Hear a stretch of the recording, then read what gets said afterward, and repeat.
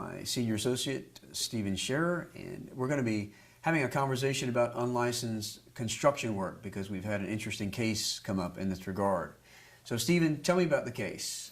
Well, the case was a guy who was experienced in working, doing electrician work. And so he basically knew what he was doing, and he started out on his own, but he didn't have the license yet. He hadn't gotten his electrician's license. So he was having his former employer pull the permit on any job he was bidding, and then he would perform and supervise the entire job.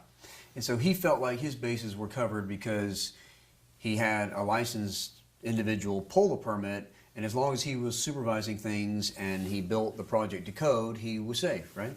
Correct. Those were his thoughts on it. And unfortunately, under Florida statutes 489, that practice is actually patently illegal.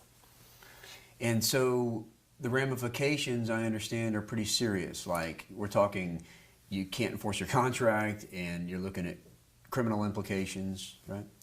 That's right. Under the statutory scheme, the unlicensed individual can face criminal sanctions. The licensed individual who pulls the paperwork for that unlicensed individual can face criminal penalties and fines. And then on top of that, you mentioned the homeowner can refuse to enforce the contract. And the lien rights are out the window as well, right? Correct.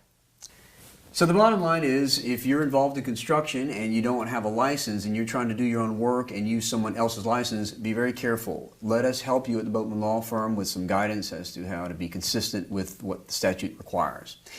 And if this has been helpful to you and you want some more friendly advice in the future, then subscribe by the link below or like us on Facebook.